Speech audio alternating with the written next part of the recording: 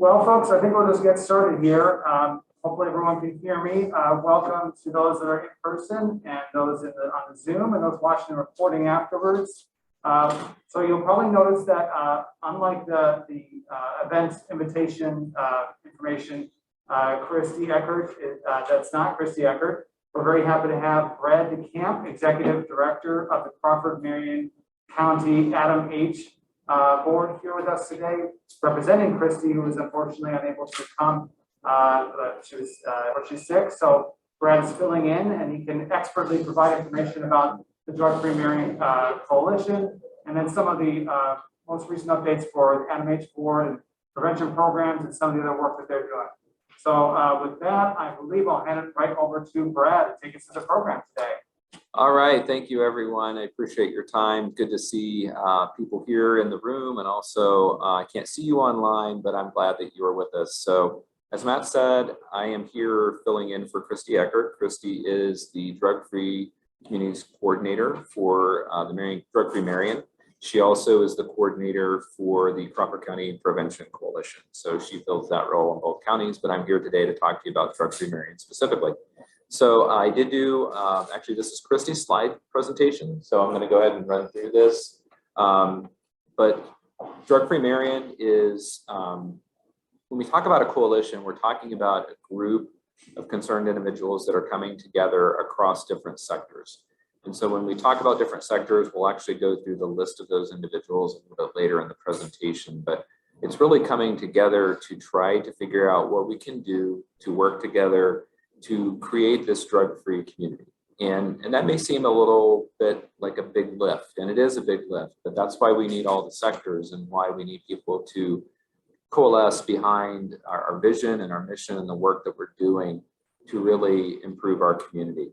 So we have our vision, our mission statement. We do, our vision is we have a drug-free community where people are well-informed, accepted, empowered, and make healthy decisions regarding their well-being. And one thing I would add to that is that we have recently been working with a researcher from the Ohio State University, Marion, and we did a survey. It's called the OYES, which is OH and then YES, as it would sound. And this isn't in the slides, but I can provide some summary as follow-up to Matt after the presentation. But what we found is that what really affects youth in terms of their vaping, in terms of their perceptions on alcohol and tobacco, is how their peers look at it. And also adults, if they have an adult who they see as a caring influence in their life, that's going to really affect the way that they look at use. It's going to be a lower rate of use if those kids have those people in their lives. And so what we want to do is we want to try to use this coalition to help influence those types of things, to make there are kids who are making good decisions and using positive peer pressure, but also adults as well, and trying to recruit others into our activities so that they can help us with that. So, and our mission is to empower and engage our community members to address substance use, misuse, and abuse through prevention, advocacy, collaboration, and education. So I'm going to talk a little bit about advocacy and some other efforts that have been kind of going on around Drug-Free Marion that might provide a little bit more context as well. But I'm not going to go through the rest of that. You have that, and we'll provide that as well. This is a list of some of our activities in terms of our projects. As you can see there, we have the Narcan. We also had the rally where we had the kids in downtown Marion. The students came in from different schools.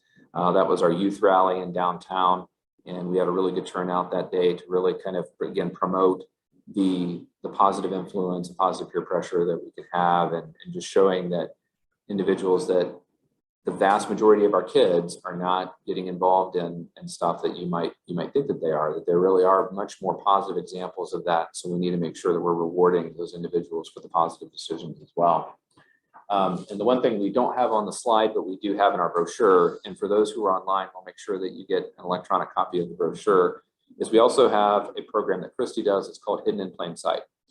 If you've not seen Hidden in Plain Sight and you have kids, grandkids, young people in your lives, I would encourage you to look at that or sign up to be part of that. Basically what it is it's set up as a display. It's a teen room where they can show you how kids might be learning to either display behavior that might be considered risky, or just different products, vapes that look like USB drives, flash drives, and things like that, and other things to look for. And it's basically a way that you can go through and try to identify all the things that you see that might fall into those categories. And then once you're done, you can actually go through the list, and it's really quite extensive in terms of very subtle things that you might not think are, maybe they're school related, or that maybe they picked up from a friend, but it might be something that's got some hidden messages to it. So if you've not participated in HIPS, Hidden in Plain Sight, I would encourage you to do so. But those are some of the other things that we've done. We also do naloxone training through the coalition, through the ADAMH board, and also in partnership with Marion Public Health. So those are our partner agencies that we work with. Yes, ma'am. Okay, Hidden in Plain Sight, how often are they doing that programming? Is it thunders, or what does that look like? We do try to schedule like around events. So if we know that there's going to be like a large Narcan training or something like that, but it can also be requested by appointment as well. So you could do like a business could have them come in and present that to their employees, or? Yeah, and the nice thing about HIPS is it can kind of be like self-proctored, where you could go in and it could be set up for a certain amount of time, and you can have your employees come in on break or their lunch or whatever and go through and just kind of do the little list and try to check off the things that they see. So yeah, it's very informative. So this is one of the things I would say, if you don't remember anything else that I talk about today, I would remember HIPS, which is Hidden in Plain Sight. And I would encourage you to engage your employees and reach out to Christy about scheduling something like that. So it does take a little bit of time to set up. She does have to actually bring it in, and she would need some space to actually have the room set up. But yeah, it is self-contained, and it is something that, again, doesn't have to be, you don't have to have somebody right there with you to do it. So yeah, that's a really nice ad. I wanted to give a little bit of the history of the coalition, and this is like maybe one of only 2 slides that I did. So hopefully it makes sense and flows with the rest of the presentation. But I wanted to go back a little bit further in time to when we had the STAND Coalition. And the STAND Coalition had a similar type of thought with Drug Free Marion, which was encouraging parents to join the front line. That was the tagline of the STAND Coalition, to basically say that they would stand and be a home that would, not be party to providing alcohol or other substances to their children. And that got a lot of traction in Marion County and was really in play for a number of years. And so that also kind of coincided with the time when we were having our active opiate task force. We still have a significant issue, I would say, maybe not so much with opiates, but with drug overdoses. We continue to see a very large number of individuals who are dying from overdose. There's a lot of reasons for that, but it's still an issue. And it was an issue then, and we're trying to work together to get better at that. But that kind of had a coinciding, in terms of a timeline, with those 2 things. Then in 2016, we actually applied for the Drug Free Communities Grant the first time when I was board director, and we were unsuccessful. So we did submit our application. It didn't go as well as we would have liked. I'm a competitive person by nature, so I was like, okay, next time I think we've got a really good shot for this. I'm gonna go for it, and we're gonna get it. And what ended up happening was I was actually engaged with Matt and Dean Jacob on what was called the Healing Initiative, which was a large federal grant. And it had some type of super scientific way that they selected the counties. Marion was not one of the counties, which kind of baffled us at first. But then we had a neighboring county that was involved, Morrow County, and Morrow County decided to drop out. And so we were like, hey, perfect fit. We'll jump in. We can be the Morrow County substitute. And at least we're getting resources to our community to help address this issue around addiction. And they were providing other services as well through the grant. But hindsight being 2020, I'm okay with it not working out now, because I think what it did was that advocacy, I think, helped us pave the way to get the Drug Free Communities Grant that we did receive successfully in 2020. So we did submit a new application, we were funded, and so we have the Drug Free Community Grant, which is providing support to Drug Free Marion now for 5 years. And it's a $125,000 grant per year. So we're working on different activities through the grant, and that's kind of the history of how we got to where we are today with Drug Free Marion at a very high level. So hopefully that makes sense. And if folks have questions or want to talk about other of those matters that I highlighted there, certainly happy to do that. but we'll move on from there. And this is a picture. We actually were in suburban Washington, D.C. area. So this was taken about 5-6 weeks ago. And these were the Marion County representatives who attended the Community Anti-Drug Coalitions of America, or CADCA conference.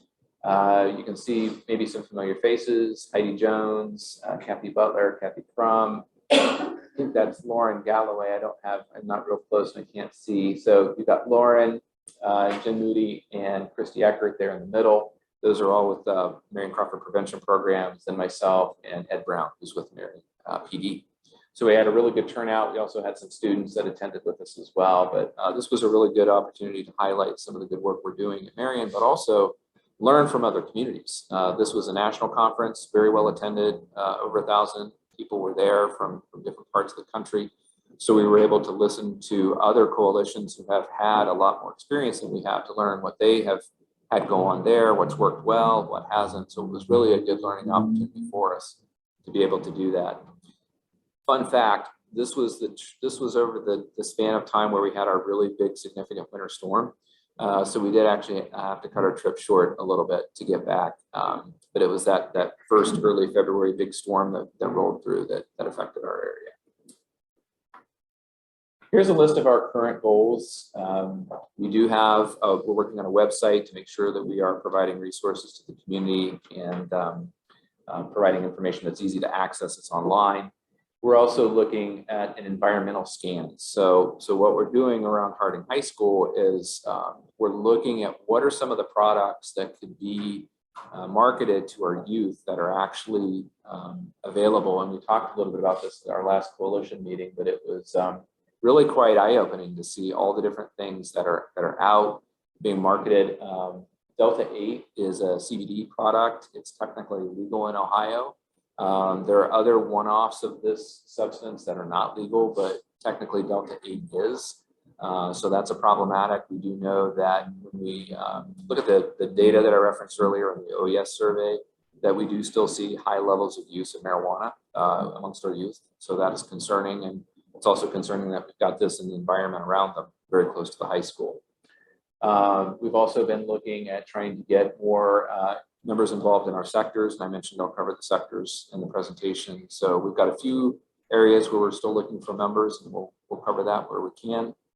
And then also looking at what we can do for those individuals who are involved to really kind of create very active subcommittees. And I will give a lot of credit to Heidi Jones with Marion Matters. She's done a really nice job as our chairperson to really energize and keep us focused on our efforts to try to make sure that we're making the best impact that we can for our community. So here are the sectors that I was referring to. So hopefully you're able to see those. We've had really good participation, I would say, across the board at different times with our different sectors. But again, really what this is about is trying to engage broad segments of the community to really help create that sphere of influence that helps influence our young kids and also helps bring parents along and feel empowered to help have these positive messages out there. So I won't go through the full list, but I would say that we are looking for some partners, parents who might be willing to be involved, businesses. Matt has been a very active participant with the we appreciate his time and invitation here today. And then also the faith community. So Matt's given us some suggestions in terms of not just for this coalition, but another coalition that I'm going to touch on very briefly at the end of my presentation that's relatively new. But these are the different sectors, and part of our grant is we have to demonstrate that we have made a good faith effort to try to engage as many of these sectors as possible, because those are the key components of what is considered a good coalition that we want to have on board. And again, by and large, we've done very well with this.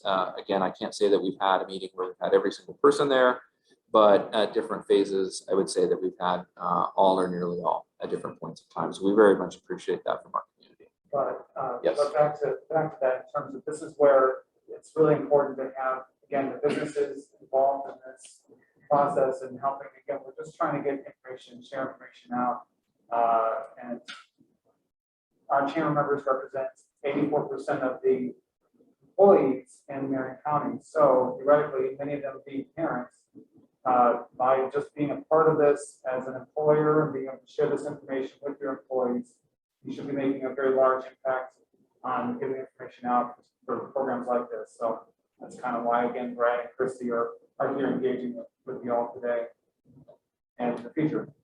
Yeah, and I think too that the other thing that I think the business community lends to this is a sense of legitimacy. I think that there are a lot of the issues that we deal with where, you know, it's almost like, yes, you need to almost have to be a social work type to have to deal with this. And I think there's an element of that goes on to the work that we do, just to be, you know, completely transparent about it. But I also think that when we go to the community and we're trying to gain broad community input into this, when we can stand with our business partners, if we can stand with our school partners, and we can stand with our parents and faith communities as well, then that just strengthens the message. So that's what I would also add to that, as it does add that sense of legitimacy to the work that we do as well. So I do have a flyer that I'll share with the folks in the room too, but for those that are online, I'll make sure that you get a copy of this electronically as well. So there are different ways you can get involved. We do have social media. We're involved with Facebook and some other social media apps. I don't know all of them right off the top of my head. I apologize. But we also have a monthly coalition that meets the first Tuesday of every month. We do have hybrid options. So if you want to attend virtually, certainly you can do that. I don't think we're currently recording, but that might be something that we can look at for Drug-Free Marion to do as well. And maybe that's something that we could post so that people could look at afterwards as well.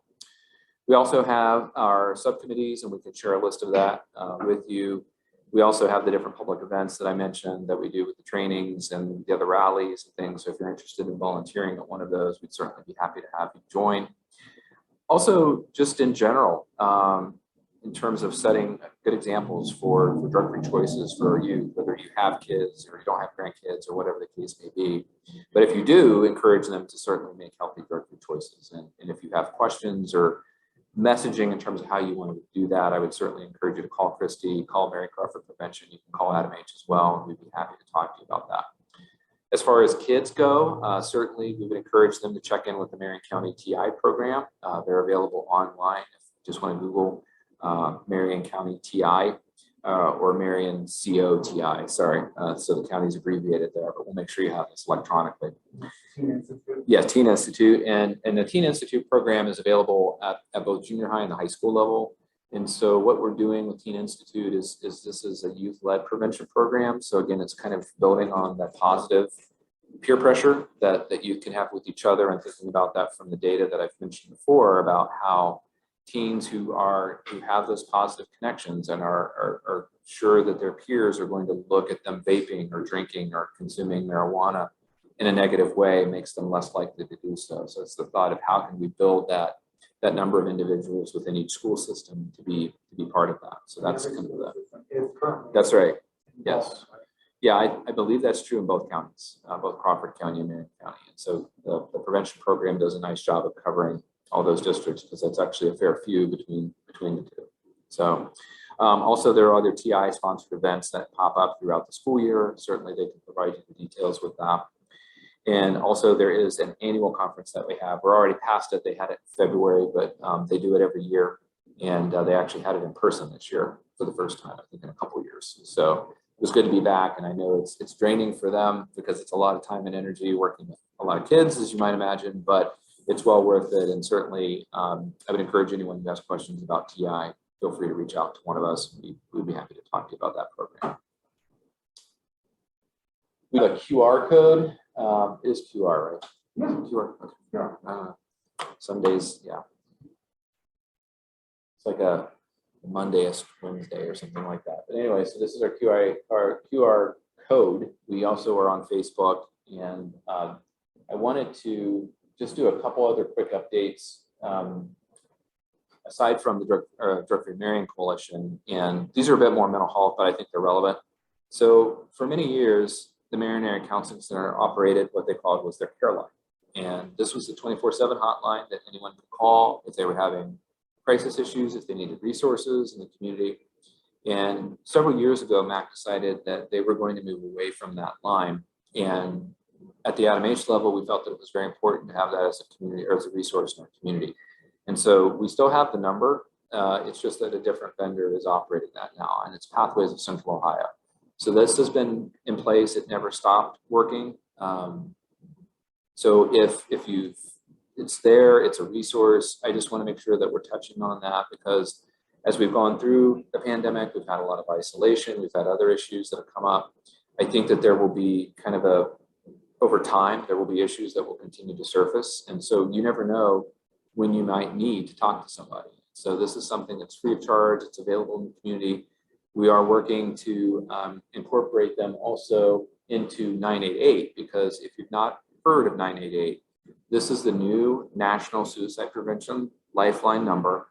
Same thing, same type of thinking of 911. It's a 3-digit number, and that will be not only for suicide prevention, but will also be for crisis services. The reason I wanted to make sure everyone was aware of this is set to go live in July.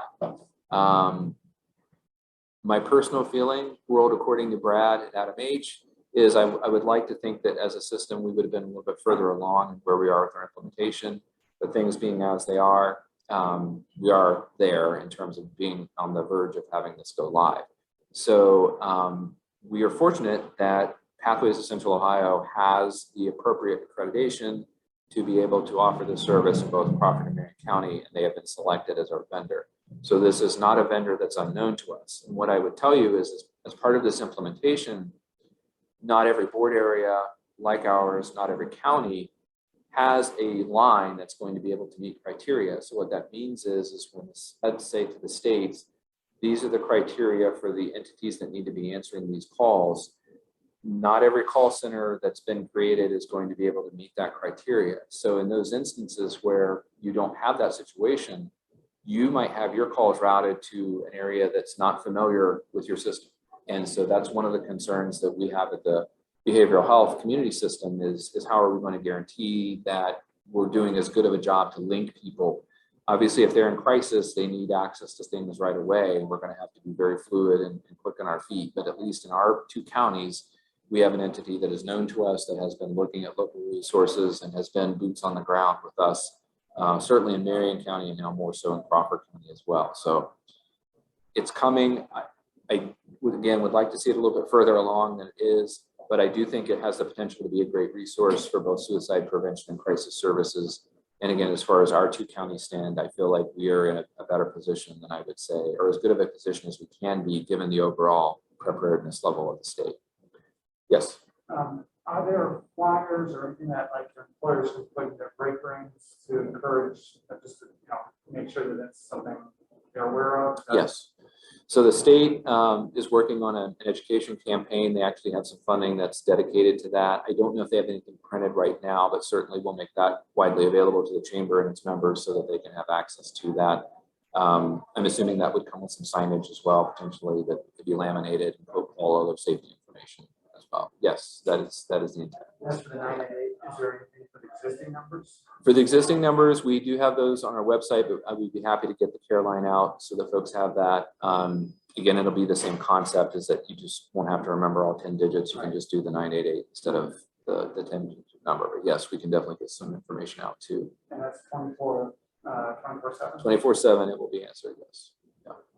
So I will say, if there's any businesses that have dealings in Crawford County or connections, if you live in Crawford County, we do still have the contact number there in Crawford County that is active.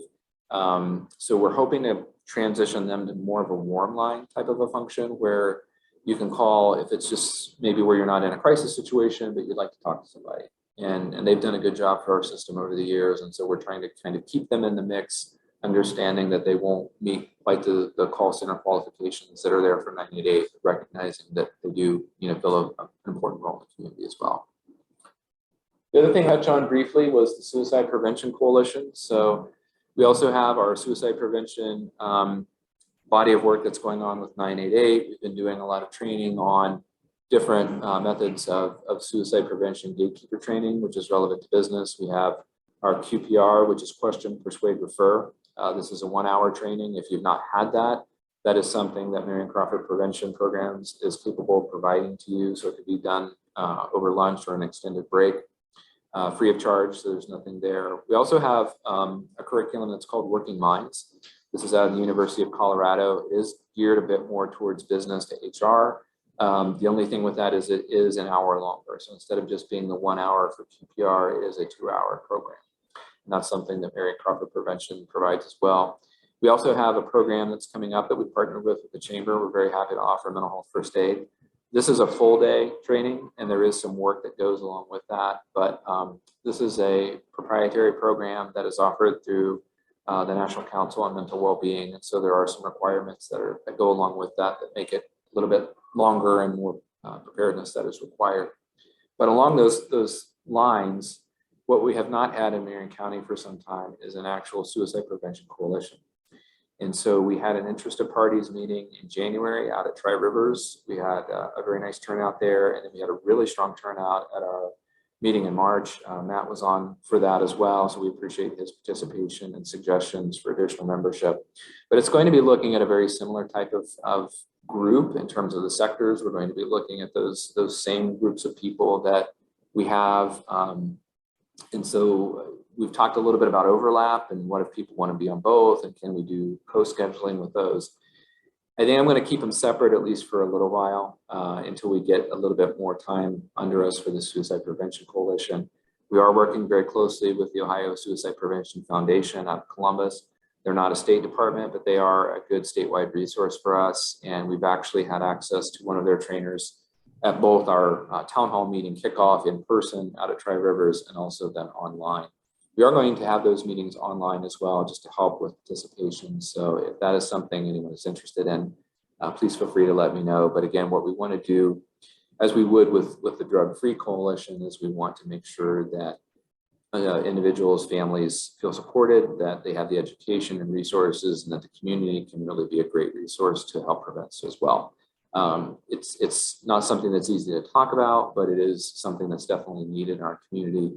And it's, again, a part of a body of work that as an ADAMH board, we're going to continue to push forward on, and really just appreciate those individuals who've stepped forward already to be part of our group. And we've got room to grow. I'm excited about the prospects for this and bringing additional training and resources to prevent suicide in Marion County. So I believe at this point that was the other slide I did, by the way. I don't know if you caught that. Lack of creativity, but yeah, there were 2 slides that I did, so they stood out from the rest. But this is Christy's contact information.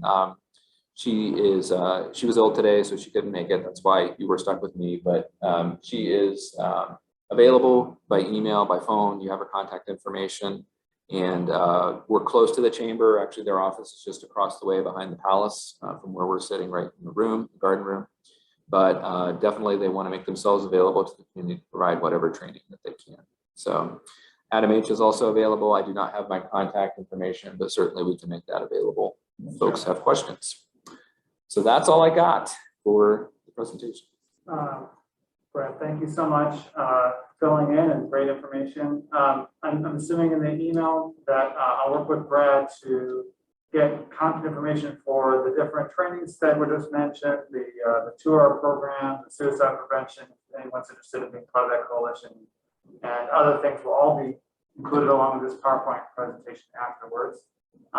Back to I should know this, the 2-hour or the workshop training that we actually have a partnership with. Yes. I'm going to remember that's coming up April, I want to say 25th. Does that sound right? That sounds close. So yeah. We'll make sure to include that information as well. Yeah. I think that did go out to general all members, but we'll send out something specifically to this group as well. And I think we are full for that. So that's great. Yeah, it's that's something because of I mentioned it's proprietary and they have guidelines for a class size. So I do believe we had to limit it at either 20 or 25, but whatever it is, it's full. That's a good problem to have. I would much rather have that than the opposite of that. So if it's something where we need to do it again, if there's enough interest, I'm happy to work with our trainer. We do have April Smith, who used to work for Marion Counseling Center for many years, is now working with Ohio Health, Marion General. She's very gracious with her time and is a good trainer. So I'm sure she will be willing to work with us. Great. Well, any other questions from those on Zoom or in person here? John? Yep. Absolutely. We have some requests for the brochures to take with them. And yeah, we'll have more of those. I think Christy's office will be printing a number of those to have at your locations to share with employees. We'll have some here at our office as well. And I believe by request, yeah, you can probably get a stack of those made as well for you. So with that, thank you all very much, and we will see you hopefully all again next month in April. Thank you very much. Have a good Thank day. you.